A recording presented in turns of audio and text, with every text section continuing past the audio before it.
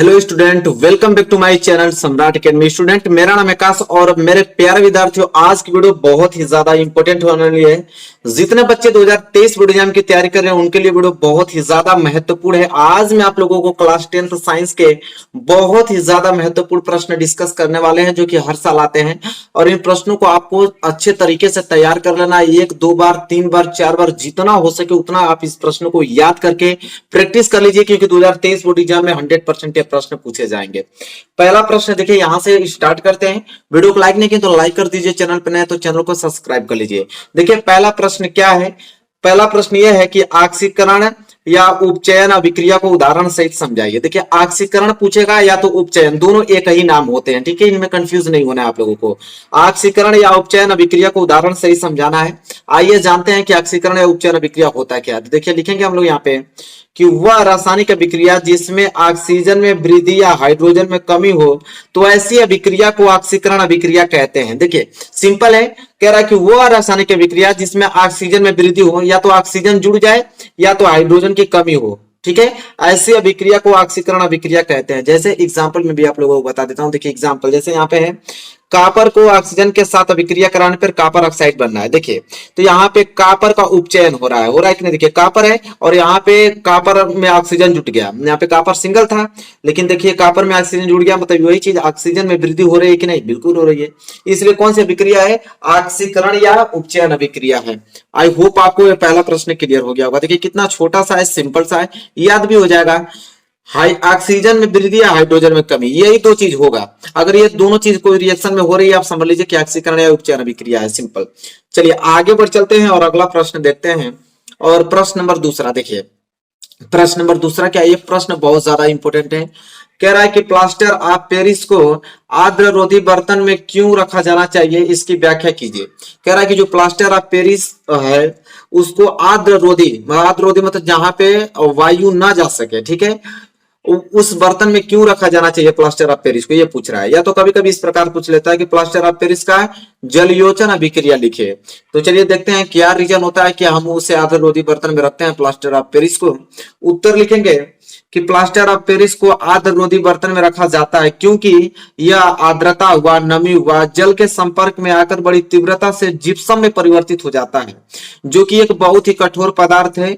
अभिक्रिया का समीकरण निम्न है। मतलब कहना यह चाह रहा है कि जो प्लास्टर ऑफ पेरिस होता है, अगर उसको आपने आर्द्र रोधी बर्तन में नहीं रखा तो जैसे वायु हुआ, आपका वायु हुआ, हवा हुआ, जल हुआ, नमी हुआ, उसके संपर्क में जैसे प्लास्टर ऑफ पेरिस आता है तो जिप्सम में बदल जाता है। किसमें, जिप्सम में बदल जाता है, जो कि बहुत ही कठोर पदार्थ होता है। रिएक्शन भी देख लीजिए, ये आपका प्लास्टर ऑफ पेरिस है, ठीक है, सूत्र CaSO4 2H2, ठीक है, ये प्लास्टर ऑफ पेरिस है। देखिए जल के साथ अभिक्रिया करके जिप्सम बन जा रहा है कि नहीं, इसलिए हम लोग वायु रोधी बर्तन में रखा जाता है कि उसमें वायु न तो नमी ये सब उसमें न जा सके, ठीक है, इसके संपर्क में न आ सके। यह रीजन होता है। आई होप आपको क्लियर हो गया होगा अच्छी तरीके से। आई होप समझ में आ गया आप लोगों को यह दूसरा प्रश्न। चलिए क्वेश्चन नंबर तीसरे की तरफ बढ़ते हैं। चलिए देखिए क्वेश्चन नंबर तीसरा देख लेते हैं। क्वेश्चन नंबर तीसरा यह है कि उदासीनीकरण अभिक्रिया क्या है, 2 उदाहरण दीजिए। बहुत ही ज्यादा इंपॉर्टेंट है क्वेश्चन, उदासीनीकरण अभिक्रिया पूछता है, बहुत ही ज्यादा इंपॉर्टेंट है। आइए जानते हैं उदासीनीकरण अभिक्रिया होती क्या है। कह रहा है कि अम्ल एवं क्षारक की अभिक्रिया के परिणाम स्वरूप लवण तथा जल प्राप्त होते हैं तथा इस अभिक्रिया को उदासीनीकरण अभिक्रिया कहते हैं। मतलब बहुत ही ज्यादा सिंपल है कि जब अम्ल और क्षार आपस में अभिक्रिया करके लवण तथा जल बनाता है उसी को हम उदासीनीकरण अभिक्रिया कहते हैं। सिंपल देखिए, ये आपका सोडियम हाइड्रोक्साइड है NaOH, जो कि क्षार होता है, या Cl आपका हाइड्रोक्लोरिक अम्ल है। तो देखिए क्षार और अम्ल दोनों आपस में अभिक्रिया करके NaCl लवण बना रहा है और H2O जल बना रहा है। तो इस प्रकार की अभिक्रिया को उदासीनीकरण अभिक्रिया कहते हैं। कितना सिंपल है कि अम्ल और क्षार अभिक्रिया करने से लवण तथा जल बनाते हैं, यह अभिक्रिया उदासीनीकरण अभिक्रिया कहलाती है। बहुत ही ज्यादा सिंपल है। चलिए यह भी प्रश्न आप लोगों को अच्छे तरीके से क्लियर हो गया होगा। क्वेश्चन नंबर तीसरा। चलिए बढ़ेंगे हम इसी के साथ अगले प्रश्न की तरफ। प्रश्न नंबर चौथा है और प्रश्न नंबर चौथा बहुत ही ज्यादा इंपॉर्टेंट है।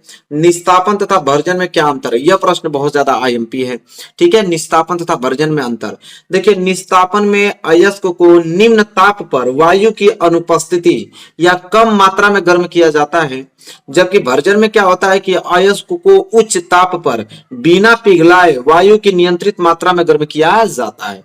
तो देखिए निस्तापन में बहुत ही सिंपल, निस्तापन में अयस्क को वायु की अनुपस्थिति में गर्म करते हैं, लेकिन भर्जन में क्या होता है कि वायु की उपस्थिति में हाई टेम्परेचर पर गर्म करते हैं। बस यही तो अंतर है इसमें निस्तापन और भर्जन में। चलिए ये भी प्रश्न क्लियर हो गया।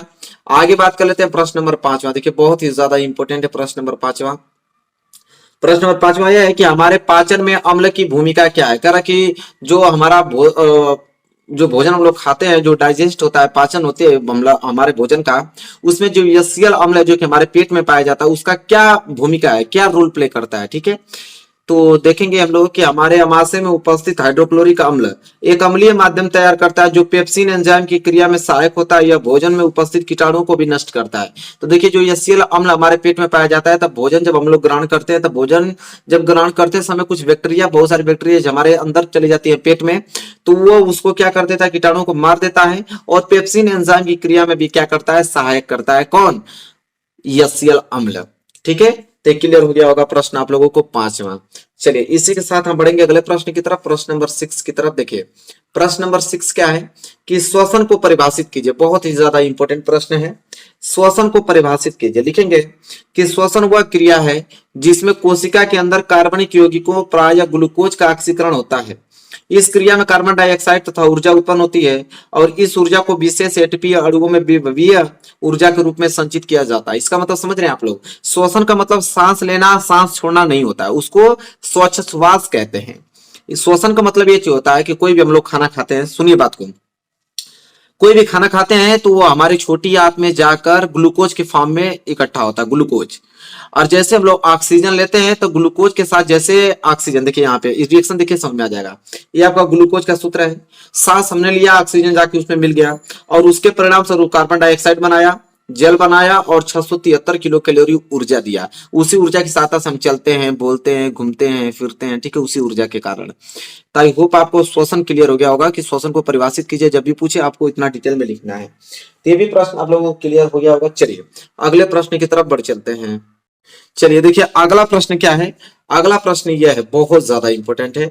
ऊष्माक्षेपी, जिसे दहन अभिक्रिया भी कहते हैं, ऊष्माक्षेपी एवं ऊष्माशोषी अभिक्रिया का क्या अर्थ है, उदाहरण दीजिए। आइए जानते हैं कि ऊष्माक्षेपी और ऊष्माशोषी अभिक्रिया क्या होता है, पूछता है। ठीक है, बहुत इंपॉर्टेंट टॉपिक है। ऊष्माक्षेपी अभिक्रिया हेडिंग डालेंगे और लिखेंगे इसमें कि जिन रासायनिक अभिक्रियाओं में उत्पाद के निर्माण के साथ साथ ऊष्मा भी उत्पन्न होती है, उन्हें ऊष्माक्षेपी अभिक्रिया कहते हैं। कह रहा है कोई भी अभिक्रिया हो रहा है, कोई भी रिएक्शन हो रहा है, रिएक्शन के बाद जो उत्पाद प्रोडक्ट आता है, अगर उसके साथ ऊष्मा निकल रही है तो समझ लीजिए कि ऊष्माक्षेपी अभिक्रिया होगी। उदाहरण के लिए प्राकृतिक गैस का दहन। प्राकृतिक गैस का दहन मतलब जैसे आपका मीथेन गैस है।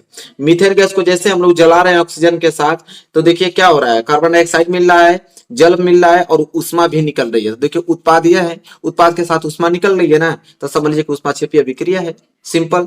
चलिए अब हम बात करेंगे ऊष्माशोषी अभिक्रिया। ऊष्माशोषी अभिक्रिया क्या होता है कि जिन रासायनिक अभिक्रिया में ऊर्जा अवशोषित होती है, उन्हें ऊष्माशोषी अभिक्रिया कहते हैं। ऊर्जा अवशोषित का मतलब कि पहले उस रिएक्शन को कराने के लिए हमें ऊर्जा की आवश्यकता होगी भाई। इसमें क्या होता था कि उत्पाद के साथ ऊर्जा निकलता था ना, इसमें होगा कि उसको रिएक्शन कराने के लिए हमें ऊर्जा की आवश्यकता होगी, मतलब ऊर्जा अवशोषित होगी।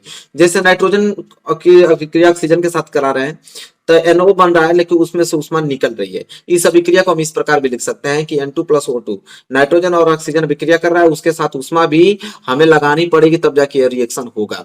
मतलब ऊष्मा का अवशोषण हो रहा है, यहाँ पे ऊष्मा खर्च हो रही है। ठीक है, वहां पे तो ऊष्मा निकल रही थी उत्पाद के फॉर्म में, यहाँ पे खर्च हो रही है, तो यह ऊष्माशोषी अभिक्रिया कहलाएगा। ऊष्माशोषी मतलब ऊष्मा को सोखना। ठीक है, इस तरह आप समझ सकते हो। चलिए आगे बात कर लेते हैं। यह प्रश्न बहुत ज्यादा इंपॉर्टेंट है, इसको याद कर लेना। क्या है कि नेत्र की समंजन क्षमता से अभिप्राय है। कह रहा है कि नेत्र की जो समंजन क्षमता, उससे क्या आप समझते हैं? तो देखिए नेत्र की वह क्षमता जिसके कारण वह अपनी फोकस दूरी को समायोजित करके निकट तथा दूरस्थ वस्तुओं को फोकसित कर लेता है, नेत्र की समंजन क्षमता कहलाता है। इसका मतलब समझ रहे हैं आप क्या कहना चाह रहा है?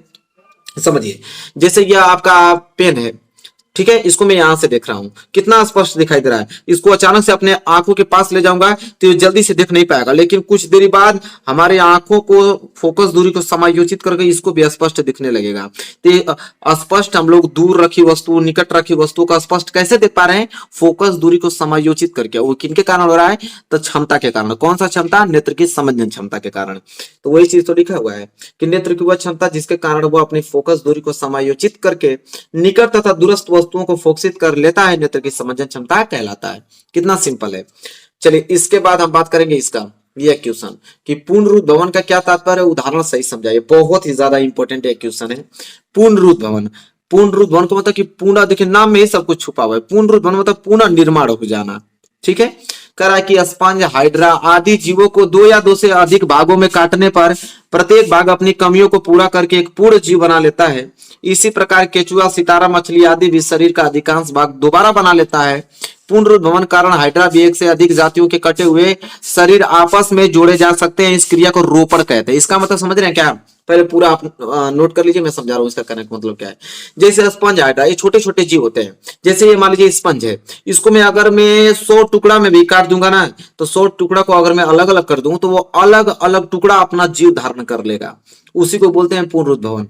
और कह रहा है कि रोपण किसे कहते हैं, कह रहा कि ये भी आप लोगों का देखिए, ये आपका स्पंज है, ठीक है, और ये आपका हाइड्रा है, ठीक है।